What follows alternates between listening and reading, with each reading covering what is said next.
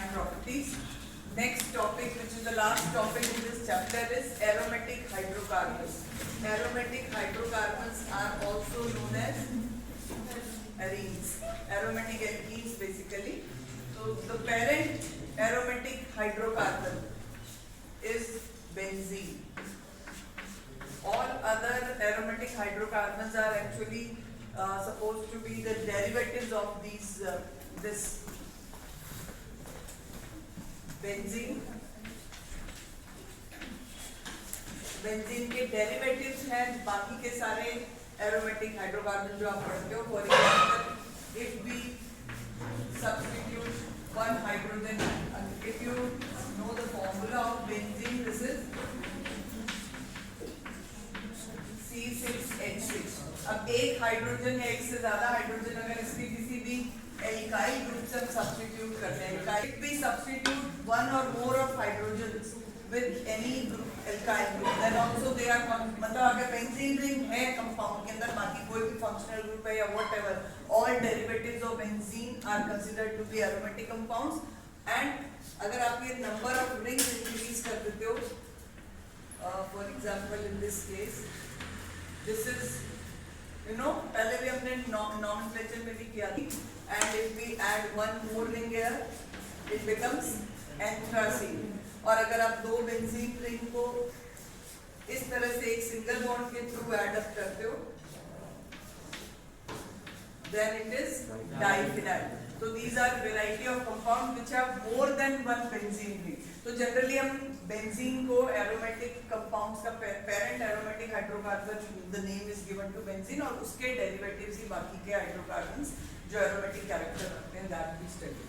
Okay, तो अभी आपको इस चैप्टर में तो सिर्फ बेंजीन ही करना है, बाकी 12th में करोगे आप उसके और derivatives.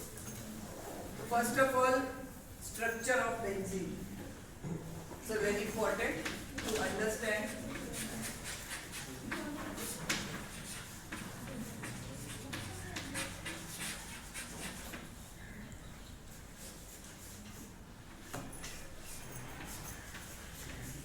This is the structure of benzene, having a ring of 6 carbon atom, and with each carbon atom one hydrogen is bonded. अब आप देखो, हमने अभी डिस्कस किया था कि सैचुरेटेड हाइड्रोकार्बन्स के कंपैरेटिवली अनसैचुरेटेड हाइड्रोकार्बन्स जिसमें डबल बॉन्ड्स प्रेजेंट है या ट्रिपल बॉन्ड्स प्रेजेंट है, they are much reactive, more reactive as compared to the saturated one. अब आप इस कंपाउंड को देखो, it has 3 double bonds, means high unsaturation है इस कंपाउंड के अंदर. तो मींस एल्कीन्स की तरह ये भी बहुत रिएक्टिव होना चाहिए, रादर एल्कीन से ज्यादा रिएक्टिव होना चाहिए. एल्कीन्स जिनमें एक डबल बॉन्ड है, उसमें 3 है, तो अप्रोक्सीमेटली थ्राइस इसकी रिएक्टिविटी होनी चाहिए. But actually benzene is a very stable compound, और इसकी जो स्टेबिलिटी है इतने डबल बॉन्ड होने के बाद इसके ऊपर, मतलब जब स्टार्टिंग में रेजोनेंस भी जो हमने रेजोनेंस किया है केमिकल बॉन्डिंग चैप्टर में, वो जो एक इफेक्ट है, that was also not known at that time जब बेंजीन की रिएक्टिविटीज पे डिस्कवरीज या एक्सपेरिमेंट चल रहे थे. तो केकुले वाज द साइंटिस्ट जिसने सबसे पहले बेंजीन की स्ट्रक्चर को डिस्कवर किया था by X-ray diffraction and all, and he found that benzene अगर सपोज इस तरह का स्ट्रक्चर है, तो ऑल्टरनेट 3 डबल बॉन्ड्स हैं, तो इसके उसने डेरिवेटिव्स बनाए डाई, मतलब दो फंक्शनल, 2 हाइड्रोजन एक्सचेंज किए किसी हेलोजन से सपोज. तो अगर आप ऐसा कंपाउंड देखते हो, यू कैन से डाइब्रोमोबेंजीन 2 तरह के बनने चाहिए. एक तो ये डबल बॉन्ड वाले कार्बन्स के साथ आप हाइड्रोजन डिस्प्लेस कर सकते हो, या फिर जिस कार्बन पे डबल बॉन्ड नहीं है उन दोनों कार्बन के, मतलब 2 डिफरेंट फॉर्म में डाई या डबल जो डेरिवेटिव्स है वो आनी चाहिए, मतलब डाई सब्स्टिट्यूटेड डेरिवेटिव जिसको हम कहते हैं, that should be formed. But actually he found that there is no difference in these substitutions. कहीं पर भी तो ये दोनों तरह के जो सब्स्टिट्यूशंस हैं, सर सपोज यहाँ पर इन पोजीशंस पे है या इन पोजीशंस पे, no difference is there in the property of the compound. तो it was suggested by Kekule that ये जो डबल बॉन्ड्स हैं ये एक ही जगह पे फिक्स नहीं, ठीक है. और उसने इस तरह का स्ट्रक्चर बताया कि benzene can exist either in this form और इन दिस फॉर्म कि ये और ये जो स्ट्रक्चर्स हैं इन दोनों का आपस में आइसोलेशन आप नहीं कर सकते हो, एनीवेयर इट मे बी, मतलब पाई बॉन्ड्स यहाँ पे भी हो सकते हैं, यहाँ पे भी हो सकते हैं। और उसके बाद जब रेजोनेंस फिनोमेना डिस्कवर हुआ तो उसके बाद फिर ये सजेस्ट किया गया कि रेजोनेंस का मतलब होता है पाई इलेक्ट्रॉन्स और सिग्मा इलेक्ट्रॉन्स का एक तरह का movement, delocalisation of pi electrons in any compound जहां पर एक पाई और एक सिग्मा बॉन्ड एक साथ आते हैं, कॉन्जुगेटेड सिस्टम जिसको हम कहते हैं। तो benzene is a complete conjugated system having one alternate double and single bond. तो all these pi electrons can move around. इसका मतलब ये है कि ये जो पाई बॉन्ड बन रहे हैं इन कार्बन के बीच में, ये एक जगह पे फिक्स नहीं है, ये तीन पाई बॉन्ड्स मूवेबल है, मतलब pi electrons they can move around in the form of a ring, और ये कंप्लीट रिंग बनाते हैं बेंजीन के अंदर। और इस स्ट्रक्चर को रेजोनेंस फिनोमेना के अकॉर्डिंग अगर हम शो करें तो benzene is represented in a better way like this, कि ये जो पाई इलेक्ट्रॉन है किसी भी एक जगह पे फिक्स नहीं है, rather they are delocalised. Delocalised means पूरे जगह पे घूम सकते हैं। और इसी का यही रीजन है डीलोकलाइजेशन ऑफ पाई इलेक्ट्रॉन्स की जब भी आप बेंजीन पे एडिशन रिएक्शंस करवाते हो तो एडिशन रिएक्शंस में उतना रिएक्टिव नहीं है, क्योंकि एडिशन रिएक्शन के लिए एक फिक्स पोजीशन पे होना चाहिए डबल बॉन्ड, तो वो इजीली पार्टिसिपेट कर पाएंगे pi electron, but they are delocalised throughout the ring, तो it is not easy to break that complete resonance effect.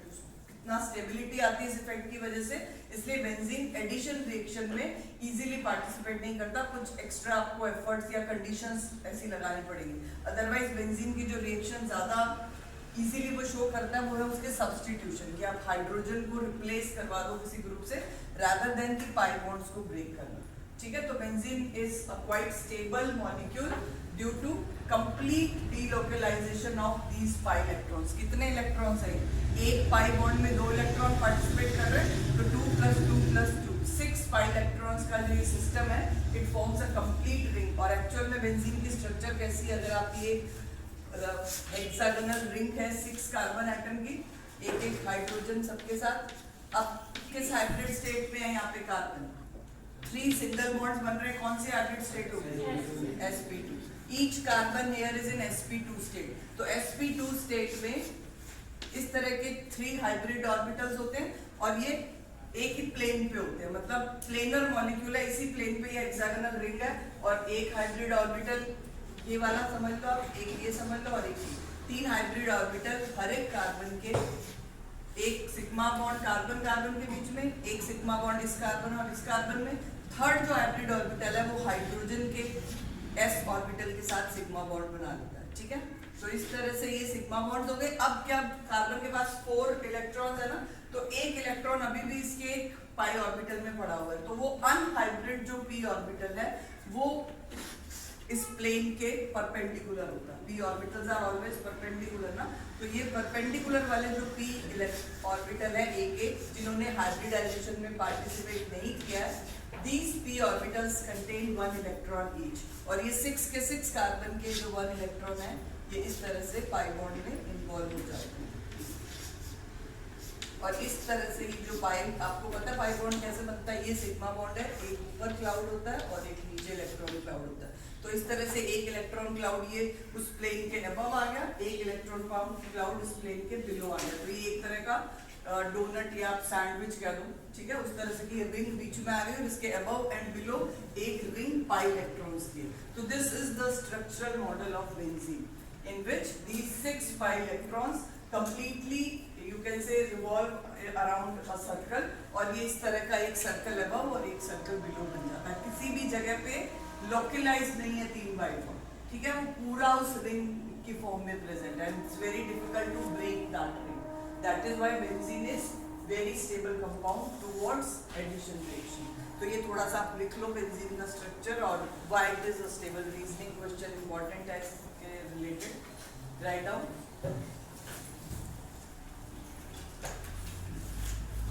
Pause कर दो जब तक मैं ये बॉन्ड लेंथ है, कार्बन कार्बन सिंगल बॉन्ड की हायर होती है bond length, double bond shorter होता है बॉन्ड लेंथ। ठीक है, तो जब इस बेंजीन की कार्बन कार्बन बॉन्ड लेंथ को डिस्कवर एक्सरे रिफ्रैक्शन से स्टडी किया गया, it was found to be 139 picometre, और 139 पिकोमीटर हर एक सीसी बॉन्ड लेंथ थी, और वो बॉन्ड लेंथ ना सिंगल बॉन्ड के इक्वल थी ना डबल बॉन्ड के, रादर दोनों की वैल्यूज के इंटरमीडिएट वैल्यू थी।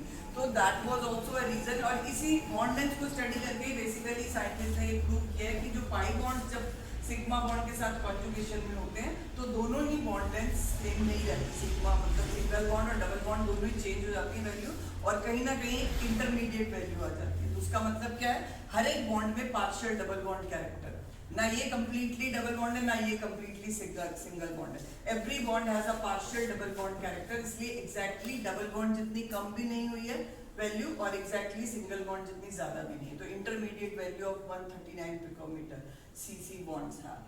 Clear about the structure, and this is the reason that benzene is very stable. pi electron cloud easily participate नहीं करता reaction में, एक जगह पे localized अगर pi electrons होंगे that can easily participate in reaction. Okay, next is aromaticity. Next heading लिखो। अब ये initially तो aromatic compounds जब name दिया गया that was due to specific aroma, aroma word पता ना आपको, एक अच्छी सी फ्रेग्रेंस से रिलेटेड होता है या कोई स्पेसिफिक स्मेल, तो एरोमेटिक कंपाउंड्स पहले उन्हीं कंपाउंड्स को बोला गया था जिनमें कैरेक्टरिस्टिक स्मेल होती थी, but nowadays variety of aromatic compounds are there that do not have any characteristic smell. अब एरोमेटिक कंपाउंड्स का मीनिंग भी वो नहीं है कि स्मेल वाले कंपाउंड्स होंगे, ठीक है। नाउअडेज तो बेंजीन और इट्स डेरिवेटिव, और या जो भी हम रूल करने जा रहे हैं अकॉर्डिंग टू दैट, अगर ये रूल्स फॉलो कर रहा है compound then will be considered as an aromatic compound. Aromaticity, write down. Any compound is considered to be an aromatic compound if it satisfies the following conditions. 3 conditions है, अगर एक molecule में है तो वो मॉलिक्यूल आप एरोमेटिक कंसीडर कर सकते हो। Molecule must be planar, planar होने का मतलब है कि कोई भी कार्बन उसमें sp3 हाइब्रिड स्टेट में नहीं होना चाहिए। sp2 हाइब्रिड कार्बन होगा तो स्ट्रक्चर एक ही प्लेन में होगा, sp3 पे आते ही आपको पता है 3 डायमेंशनल स्ट्रक्चर हो जाता है, क्योंकि जो 4 सिग्मा बॉन्ड्स बनते हैं वो एक प्लेन पे नहीं होते, टेट्राहेड्रल ज्योमेट्री आ जाती है मॉलिक्यूल में। और ये जो होती है sp2 hybrid, this is triangular planar structure. तो sp2 हाइब्रिड स्टेट में कार्बन होना चाहिए, मॉलिक्यूल मस्ट बी प्लेनर, ठीक है। And pi electrons must be in complete delocalisation, और सिंपली इसको कंप्लीट डीलोकलाइजेशन भी लिख सकते हो, complete delocalisation of pi electrons, मतलब जिसको हम रेजोनेंस कह रहे हैं, रेजोनेंस की प्रेजेंस होनी चाहिए। रेजोनेंस जनरली तभी पॉसिबल है रिंग कंपाउंड्स में अगर रिंग्स प्लेनर होगी, अदरवाइज नॉट पॉसिबल। और थर्ड है उसको हम हकल्स रूल भी कहते हैं, 4n+2 पाई इलेक्ट्रॉन। जो एरोमेटिक रिंग्स हैं उनमें पाई इलेक्ट्रॉन्स का नंबर 4n+2 पाई होना चाहिए। 4n+2 पाई में आप n की जो वैल्यू है, का स्ट्रक्चर है 7 बॉन्ड बना लो यहाँ पे, और इस 7 बॉन्ड के अंदर 6 पाई इलेक्ट्रॉन्स है। तो अब इसमें क्या, ये कार्बन सारे यहाँ से देखो ये sp2 है, बट ये एक कार्बन sp3 पे आ गया, क्योंकि इसने जो कोई डबल बॉन्ड नहीं है यहाँ पे, 3 सिग्मा बॉन्ड बना रहा है, तो 2 यहाँ पे हाइड्रोजन आ जाएगी, ठीक है। तो इस कंपाउंड में अब 6 पाई इलेक्ट्रॉन्स हैं, बट प्लेनरिटी डिस्टर्ब हो गई इस एक कार्बन से जो sp3 स्टेट में आ गया, तो डीलोकलाइजेशन, मतलब अगर प्लेनरिटी होगी तो ही रेजोनेंस पॉसिबल है। अब यहाँ पर ये कॉन्जुगेटेड सिस्टम रहा ही नहीं, तो no resonance is possible here. In spite of having 6 pi electron, this cycloheptatriene is not an aromatic compound. तो ऐसे कंपाउंड जिसमें नंबर ऑफ इलेक्ट्रॉन्स तो हकल्स रूल को फॉलो कर रहे हैं, but other conditions are not satisfied, तो those compound will not be considered as aromatic, ठीक है। एक और कंपाउंड है, वो तो आप नंबर ऑफ इलेक्ट्रॉन से देख के जज कर सकते हो, साइक्लोऑक्टाटेट्राईन। अब इसमें सारे कार्बन sp2 हाइब्रिड में रिंग भी प्लेनर है और रेजोनेंस भी है, but still this is non aromatic compound. Reason number of pi electrons 8 है, तो 8 इलेक्ट्रॉन वाले सिस्टम में एरोमेटिक कैरेक्टर्स नहीं आते। तो all these 3 conditions must be satisfied in order to carry a kind of aromatic character in system. ठीक है, एक एग्जांपल आप ये देख सकते हो, ये एनसीआई के रूप में गिवन है। ये 2 पाई बॉन्ड्स हैं और इसमें एक लोन पेयर इस कार्बन पे प्रेजेंट है, मतलब ये एक तरह का कार्बन आयन है। ठीक है, इसको कहते हैं साइक्लोपेंट पेंटा डाई इनाइल एनाइन। तो इसमें क्या हुआ, दिख तो आपको यहाँ पे 2 ही पाई बॉन्ड्स रहे हैं, बट ये जो पाई इलेक्ट्रॉन है, इफ यू रिमेंबर रेजोनेंस में पाई इलेक्ट्रॉन्स अगर किसी कार्बन पे बाहर है, मोर ओवर ये कार्बन जो एनाइन या कार्बोकेटाइन की फॉर्म में होता है वो भी हमेशा sp2 हाइब्रिड होता है, sp3 नहीं होता। तो ये अपने आप मॉलिक्यूल में प्लेनरिटी आ गई और ये हो गया कॉन्जुगेटेड सिस्टम। ये पाई इलेक्ट्रॉन यहाँ पार्टिसिपेट कर जाएंगे बॉन्ड फॉर्मेशन में, ये यहाँ बाहर आ जाएगा लोन पेयर में और फिर ये यहाँ आ जाएगा। तो इस तरह से ये भी पूरा रेजोनेंस सिस्टम बना देता है। तो this is also kind of aromatic compound. अगर आपको ऐसी कई स्ट्रक्चर मिल रही है कि 2 डबल बॉन्ड्स है और साथ में यहाँ पे या तो पॉजिटिव चार्ज है या नेगेटिव, कुछ भी है। नेगेटिव चार्ज होगा तो लोन पेयर होगा, पॉजिटिव चार्ज होगा तो उस पॉजिटिव चार्ज को सेटिस्फाई करने के लिए पाई इलेक्ट्रॉन रेजोनेंस में पार्टिसिपेट करेगा।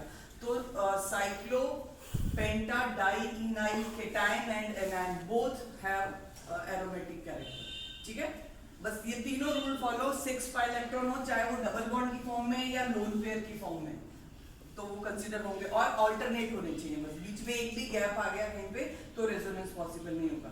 रेजोनेंस के लिए एक ये जैसे ये तो एक गैप है ना, ये चीज नहीं होनी चाहिए। एक सिंगल एक डबल, एक सिंगल एक डबल। और अगर पाई बॉन्ड नहीं है तो उस कार्बन पे अगर लोन पेयर बनाया हुआ है तो दैट विल आल्सो पार्टिसिपेट, क्योंकि ये पाई इलेक्ट्रॉन भी पाई बॉन्ड बना सकते हैं, इंटरचेंज हो सकते हैं। तो इस तरह की अगर स्ट्रक्चर है तब भी पॉसिबल है रेजोनेंस। ठीक है, बस आपको 3 चीजें ध्यान में, प्लेनरिटी तो हो ही जाएगी अगर sp2 हाइब्रिड, आप हाइब्रिडाइज स्टेट चेक कर लो और उसके अलावा इलेक्ट्रॉन्स काउंट कर लो। और अगर सब है उसमें alternate single double, then it will be possible to have aromatic characters. Clear? अब नेफ्थलीन और एंथ्रासीन, अभी जो हमने 2 रिंग्स वाले 3 रिंग्स वाले कंपाउंड किए, तो वो भी इस सारे रूल्स को फॉलो कर। नेफ्थलीन में 10 पाई इलेक्ट्रॉन्स आ जाएंगे, अगले एंथ्रासीन में 14 आ जाएंगे। ठीक है, so this is all about aromaticity.